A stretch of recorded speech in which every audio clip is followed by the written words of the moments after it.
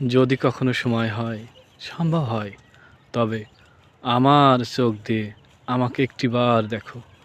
কত কথা জমা আছে আমার এই চোখে। শুভ সকাল। আজ রোজ সোমবার, 12ই জানুয়ারি 2026 খ্রিস্টাব্দ, 28 পৌষ 1432 বঙ্গাব্দ, 22 রজব 1447 হিজরি। ঋতু পরিক্রমায় এখন শীতকাল। 1934 সালের এই দিনে বিপ্লবী মাস্টারদা সূর্য সেনের ফাঁসি কার্যকর করা হয়। 1973 সালের এই দিনে জাহাঙ্গীরনগর মুসলিম বিশ্ববিদ্যালয়ের নাম পরিবর্তন, মুসলিম শব্দটি বাদ দিয়ে এবং নাম পরিবর্তন করে জাহাঙ্গীরনগর বিশ্ববিদ্যালয়ে রূপান্তরিত করা হয়।